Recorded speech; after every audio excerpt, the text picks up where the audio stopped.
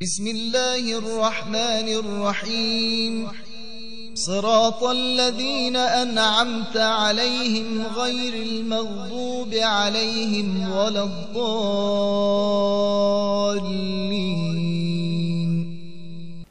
بسم الله الرحمن الرحيم الحمد لله رب العالمين الحمد لله كما هو أهله رب اشرح لي صدري ويسر لي أمري واحلل عقدۃ من لسانی یفقہوا قولی.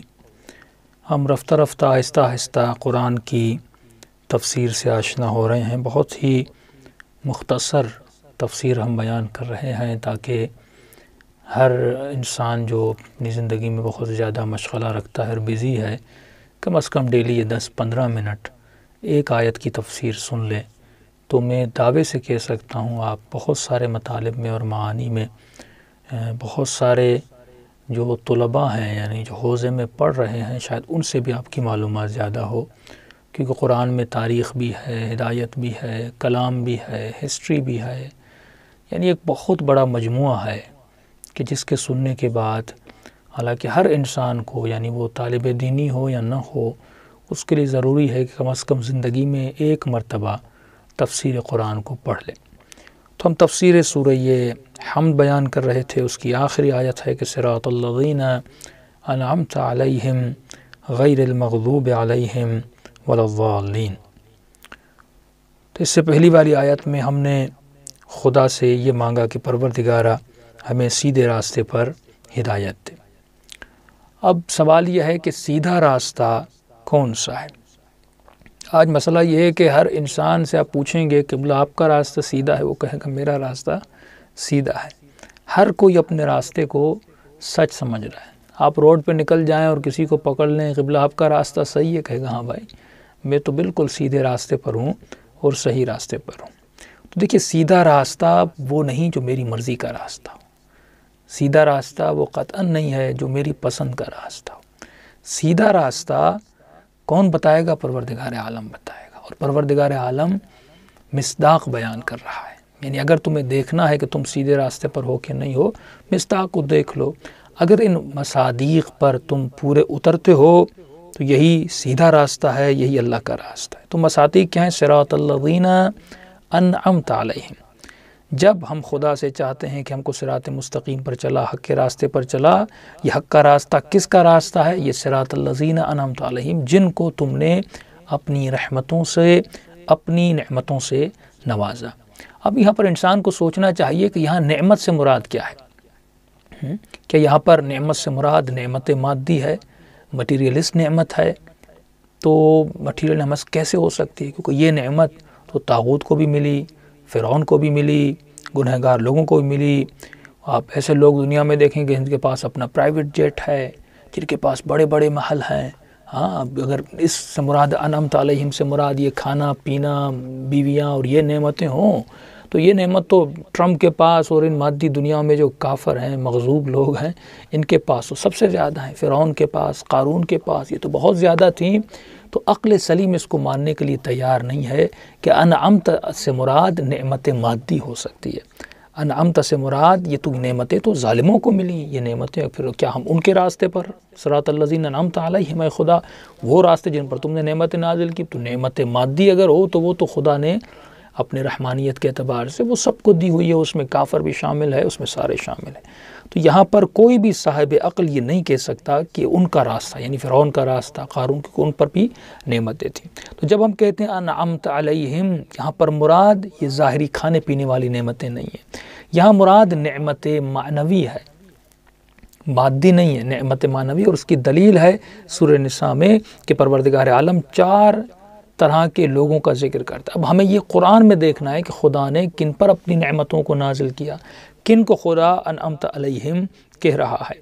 فرماتے جو دن اور رات میں اللہ کی عبادت کرتے ہیں اور سچے ہیں، روزے رکھتے ہیں دن کو اور سچے ہیں، چلتے ہیں، یہ وہ ہیں جن پر میں نے اپنی نعمتیں نازل کی. انعمت علیہم کون ہے؟ من یطع اللہ، جو اللہ کی اطاعت کرتا ہے. من یطع اللہ والرسول، جو اللہ کی اطاعت کرتا ہے اور اللہ کے رسول کی اطاعت کرتا ہے، یہ انعمت علیہم ہے. وہ نبیین ہیں جو انعمت علیہم ہیں، وہ صدیقین ہیں وہ انعمت علیہم. مختصر میں اشارے کرتا جا رہا ہوں، قرآن میں بہت ساری آیتیں ہیں. وہ شہداء ہیں انعمت علیہم، جن کی فکر اور عمل صادق ہو، یعنی منافق نہ ہو، وہ انعمت علیہم. جن کا پورا وجود صادق اور سچا ہو، وہ انعمت علیہم. شہداء انعمت علیہم، صالحین انعمت علیہم. جو افراد صالح ہوں یعنی خدا اور انبیاء پر ایمان رکھتے ہوں، وہ انعمت علیہم ہے. غیر المغضوب، اب یہ غیر المغضوب کون ہے؟ تو انعمت علیہم کا تو ہمیں پتہ چل گیا. انعمت علیہم صالحین ہیں، شہداء ہیں، صدیقین ہیں، جو منافق نہ ہوں، سچے ہوں، وہ ہیں جن پر اللہ نے نعمتیں نازل کی ہیں. اب غیر المغضوب کون ہے؟ قرآن میں کچھ لوگ مغضوب ہیں. مثال کے طور پر اللہ نے یہودیوں کو مغضوب کہا، یعنی باؤ بغضب، جنہوں نے اللہ کی غضب کو خریدا. اب یہودی ہیں کیوں مغضوب؟ ان کے اندر کون سی صفات ہیں جن کی وجہ سے خدا ان کو مغضوب کہہ رہا ہے؟ انہوں نے کچھ غلطیاں کی. فَأَخَذَهُمُ الرِّبَا، انہوں نے ربا کے پیچھے گئے. وَقَدْ نَهَوْا عَنْهُ، جبکہ ہم نے ان کی کتاب میں توریت میں ان کو ربا کھانے سے منع کیا تھا، لیکن وہ ربا کے پیچھے گئے. دوسرے کون ہیں مغضوب علیہم؟ جو جسم کی پوجا میں لگے ہوتے ہیں، جو تن پرور ہیں، ان دن رات اپنی جسم کی آسائش کے پیچھے ہیں. جسم کی آپ یہ پوری مغربی دنیا، ویسٹرن ورلڈ آپ دیکھیں گے وہ کس کی پوجا میں ہے؟ جسم کی پوجا. پورا خرچہ جسم کے لیے کیا جاتا ہے، اس لیے یہ غیر المغضوب ہے جو جسم کی خدمت میں. اتنا حضرت موسیٰ نے کہا چلیں شہر میں، لیکن یہ داخل نہیں ہوا. اذهب انت وربک فقاتلا، تم جاؤ اپنے رب کو لے کر جاؤ اور جا کر لڑو. کہ ہم انہا ہنا قاعدون، ہم یہیں پر بیٹھے ہوئے ہیں، جب شہر فتح ہو جائے تو ہمیں بتانا. تن پرور تھے، جسم پرور تھے، اللہ کی راہ میں زحمت پسند نہیں تھی، اللہ کی راہ میں کوشش اور محنت پسند نہیں تھی. تو ایک تو ربا کھاتے تھے، دوسرا یہ تن پرور تھے. دوسرے کون ہیں جو غیر المغضوب ہیں؟ جو آسمانوں کے قوانین، یحرفون الکلم، اللہ کے قاعدے اور قوانین کو بدلتے ہیں. آج آپ دیکھ رہے ہیں معاشرے میں جو چیزیں اللہ نے واجب کی ہیں، یا آج فیمنزم اور جو چیزیں ہماری موجودہ حکومت میں عجیب چیزیں آپ سنتے ہوئے نظر آ رہے ہیں، اللہ کے قوانین کو بدلا جا رہا ہے. جس رشتے کو، جن نکاحوں کو اللہ نے حرام کیا، یہ لیسبینز، یہ گے، یہ سارے قوانین حکومتوں میں یہ روح یحرفون الکلم ہے، یعنی اللہ کے قوانین کو جو بدلے، تن پروری کرے، ربا کے پیچھے جائے، یحرفون الکلم، آسمانی الہی قوانین کو بدلے، تو فرماتے ہیں یہ وہ ہیں جن پر اللہ نے غضب نازل کیا. یہود کو خدا کہتا ہے فضلناکم علی العالمین، جن کو اتنی فضیلتیں دی، یعنی خدا نے ان کو عالمین پر مرتبہ دیا. لیکن فرمایا ذالک بما عصوا، انہوں نے معصیت کی. کیا کی؟ ربا کاری کی، جسم پروری کی، آسمان اور الہی قوانین کو بدلا. لہٰذا یہ غیر المغضوب، یہ ان پر اللہ کا غضب ہے. ابو لہب کو خدا کی تبت یدا ابی لہب، یعنی نفرین ہو، غضب ہو ابو لہب پر، یہ مغضوب میں سے. فرعون مغضوب ہے، کیوں؟ اسی لیے کیونکہ خدا نے اس کو غرق کیا. قارون مغضوب ہے کیونکہ خدا نے اسے مٹی کے اندر دبا دیا. پھر آواز آتی ہے من قتل مؤمنا، جو مومن کو قتل کرے، غضب اللہ اس پہ غضب کرتا ہے. کافر مغضوب ہے جس نے مومن کو مارا کھائے. منافق مغضوب ہے جس کا عمل اس کے کردار سے نہیں ملتا. پھر آواز آتی ہے بے عمل عالم پر خدا مغضوب ہے، جو کہتا کچھ ہے لیکن کرتا کچھ ہے. کبر مقتن، اس پر خدا کا غضب ہے جو کہے لیکن اس پر ام تقولون ما لا تفعلون، اہل عمل نہیں ہے. یہ سب جو ہیں مغضوب ہیں. تو ایک بار ہم پھر دہراتے ہیں، کون ہے مغضوبین؟ جو ریا کھانے والا، تن پروری کرنے والا، الہی قوانین میں تحریف کرنے والا، رد و بدل کرنے والا، قتل کرنے والا، بے عمل عالم، کام نہ کرنے والا. جو سست انسان ہے، جو کوئی کام نہیں کرتا، اس پر بھی اللہ کی غضب ہے. دن رات گھر میں بیٹھا ہوا ہے، نہ کمانے کے پیچھے جاتا ہے، نہ جاب کے پیچھے جاتا ہے، یہ بھی مغضوب ہے. زبردستی کرنے والا، فرعون جس کو خدا نے کہا بے دین انسان جو زبردستی کر رہا تھا اللہ کے بندوں پر، یہ بے دین پیسے والا جو قارون ہے وہ بھی مغضوب. یہ غیر المغضوب ہیں. ان سب پر پروردگار عالم کیا ہیں؟ غضبناک ہیں. دیکھ قرآن میں زندہ باد بھی ہے، مردہ باد بھی ہے، مردہ باد بھی ہے، زندہ باد بھی. انعمت علیہم یہ زندہ باد ہے، غیر المغضوب جو ہے یہ مردہ باد ہے. ہاں، یہ اللہ کا نعرہ ہے، یعنی اللہ ایک پر مردہ باد کہہ رہا ہے، ایک پر جو نعمتیں ہیں وہ ہمیشہ دائم و باقی رہیں گے. غیر المغضوب جو دنیا میں آپ دیکھتے ہیں ایسے لوگ جو اللہ کی نافرمانی صفات میں نے بیان کی، ان پر اللہ غضبناک ہے. جب اللہ جس پہ غضبناک ہوتا ہے وہ انسان مردے سے زیادہ حیثیت نہیں رکھتا. اب خدا سوال کرتے تم کس کی ولایت میں جانا چاہتے ہو؟ ہاں، تم اپنی زندگی میں کس کو اپنا رول ماڈل بنانا چاہتے ہو، تم زندگی میں کس کی طرح بننا چاہتے ہو، تم زندگی میں کس کے راستے پر چلنا چاہتے ہو، تو اس کے یہ تمہارے رول ماڈل ہیں۔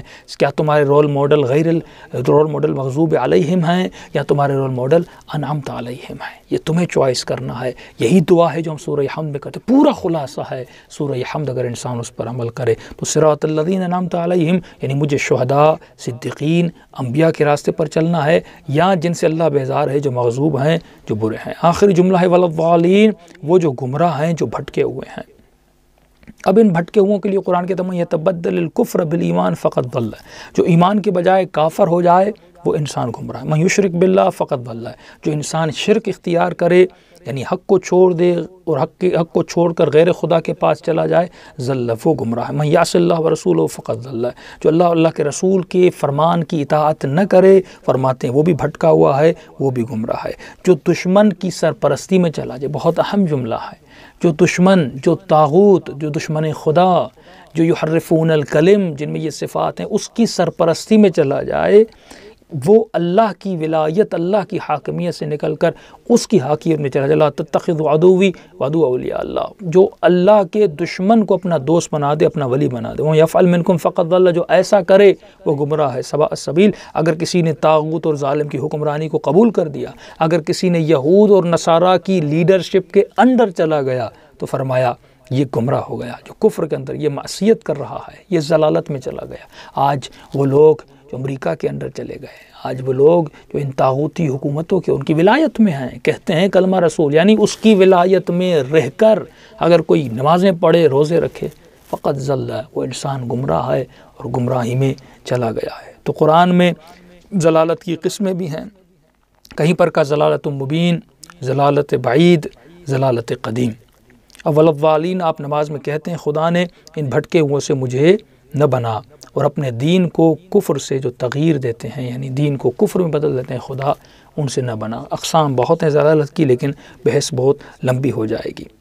جو اللہ اور اللہ کے رسول کے حکم کو چھوڑ کر ظالین کی اتباع میں چلا جائے، یہ بھٹکا ہوا ہے، یہ گمراہ ہے۔ اب آپ نماز میں تھوڑا سا دہرائیے، پہلے پڑھتے ہیں بسم اللہ الرحمن الرحیم، یعنی اے خدا میں تم پر امید رکھتا ہوں، میں اے خدا تم سے مدد کی توقع رکھتا ہوں، تجھی سے مدد چاہتا ہوں، تجھی سے توکل کرتا ہوں۔ اے خدا میرے وجود میں تیرا عشق ہے، اے خدا میں اپنے کاموں میں ہر کام میں رنگ خدائی لانا چاہتا ہوں۔ یہ بسم اللہ الرحمن الرحیم ہے۔ پھر آپ کہتے ہیں الحمدللہ رب العالمین، یعنی جس کے پاس جو حسن ہے، جس کے پاس اس کائنات میں حسین ترین انسان، حسین ترین نعمتیں جو ہیں، خدا اس کو حسن دینے والا، حسن عطا کرنے والا تو ہے۔ تو اس حسن کی وجہ سے میں تمہاری تعریف بھی کر رہا ہوں، اور اس عطا کی وجہ سے اے خدا میں تمہارا شکر بھی کر رہا ہوں، تم پر توکل کر رہا ہوں۔ یہ میرے وجود میں جو کچھ ہے پروردگارہ، یہ تم نے مجھے عطا کیا ہے۔ جب ہر چیز تم نے عطا کی ہے، ہاں، پھر راستہ بھی تو دکھاتا ہے، الرحمن الرحیم ہے، راستہ بھی تو دکھاتا ہے، تو ہدایت بھی تو مجھے دیتا ہے۔ جب سب کچھ تو کرنے والا ہے تو میں فضول میں کسی اور کا شکر ادا کیوں کروں؟ میں شکر ادا کرتا ہوں تو تیرا ادا کرتا ہوں۔ اپنی بندگی میں ہماری مدد کرو، اگر ہم صرف تیرے بندے ہیں اے خدا، ایاک نعبد و ایاک نستعین، ہم صرف تیرے بندے ہیں، بحول اللہ اقوم واقعد۔ اے خدا میں اپنے ارادے سے تو اٹھتا ہوں، لیکن اس ارادے میں تیری طاقت شامل ہے۔ یہ دو جملے بڑے عجیب ہیں، ایاک نعبد یعنی بس میں تیرا بندہ ہوں، یہاں پہ لفظ بس میں تیرا بندہ ہوں، کسی اور کا بندہ نہیں، میں نے اس کی تفصیل بتا چکا ہوں۔ لیکن اپنی بندگی میں یہ بندگی ایاک نعبد میں کر تو اپنے ارادے سے تیری بندگی رہا ہوں، لیکن اس ارادے میں نستعین تمہاری مدد شامل ہے۔ بحول اللہ یقوم واقعد، جب نماز میں آپ اٹھتے ہیں، خدا اٹھ تو میں رہا ہوں، اقعد و اقعد، کھڑا بھی میں ہو رہا ہوں، بیٹھ بھی میں ہو رہا ہوں، لیکن بحول اللہ تمہاری طاقت ہے، نستعین تیری طاقت، جو ہمت تو نے مجھے دی ہے، جو طاقت تو نے مجھے دی ہے، اسی طاقت سے تمہاری بندگی بھی کر رہا ہوں اور اٹھ بھی رہا ہوں۔ اے خدا اہدنا الصراط، میں ہوں ہی تیری بندگی میں، تو مجھے اب راستہ بھی تو دکھلا، اب مجھے مدد بھی تو کر، ہمیں راستہ بھی تو دکھلا۔ یہ وہ دعا ہے جو واجب ہے قرآن میں، ہر مسلمان اس دعا کو کرو۔ تو کسی چیز میں انسان سیدھا راستہ اللہ سے مانگ رہا ہے، جب آپ دعا کرتے ہیں نا اہدنا الصراط المستقیم، ہم کس چیز میں اللہ سے سیدھا راستہ مانگ رہے ہیں؟ اے خدا جب میں شادی کروں وہاں پر بھی مجھے سیدھا راستہ، جب میں جاب کی تلاش میں جاؤں وہاں بھی سیدھا راستہ، جب میں کاروبار کرنے جاؤں وہاں پر بھی سیدھا راستہ، ہاں، کسی مومن سے بات کروں، کوئی فیصلہ کروں، میری پوری زندگی کے ہر کام میں، ہر ارادے میں اہدنا الصراط المستقیم، مجھے سیدھی راہ پر ہدایت کر رہا ہے۔ اے خدا کس سے ناراض ہونا ہے، کس سے ناراض نہیں ہونا، کس کی تعریف کرنی ہے، کس کی مدح کرنی ہے، کس کی مذمت کرنی ہے، وہاں پر بھی مجھے کیا ہے، ہر چیز میں اہدنا الصراط المستقیم، تو مجھے سیدھا راستہ دکھانا ہے۔ سیدھا راستہ کس کا ہے؟ یہ انبیاء کا، شہداء کا، انعمت علیہم ہیں۔ اور کس کے راستے سے میں بچنا چاہتا ہوں؟ اے خدا قارون کے، فرعون کے، بے عمل عالم کے، اور جن پر تو غضبناک ہے۔ اے خدا ہم سب کو توفیق دے، ہم انبیاء کے راستے پر چلیں، ہم اولیاء کے راستے پر چلیں، ہم اہل بیت کے راستے پر چلیں، ہم شہداء۔ آپ عجیب اہل بیت کی زندگی ہے، آپ کا ہر امام شہید ہے، ہر امام صالح ہے، ہر امام عابد ہے، ہدایت یافتہ، ان میں ساری صفات آپ دیکھیں گے وہ پائی جاتی۔ اتنی عظیم ہستیاں پروردگار عالم نے آپ کو دی ہیں۔ الحمدللہ اہل بیت کے ماننے والے ہیں، اور خدا کا شکر ہے کہ ہم سیدھے راستے پر ہیں۔ فرامین اہل بیت، محبت رسول، محبت اہل بیت علیہ السلام جتنی آپ کے دلوں پر ہے، شاید کسی مسلمان کے دل میں اتنی اہل بیت علیہ السلام رسول کی آل سے اتنی محبت ہو۔ دعا کرے خدا اس راستے میں بقا دے، ایمان کو بھی بقا دے، اور ہم سب کو عمل کرنے کی توفیق بھی دے۔ السلام علیکم ورحمۃ اللہ وبرکاتہ۔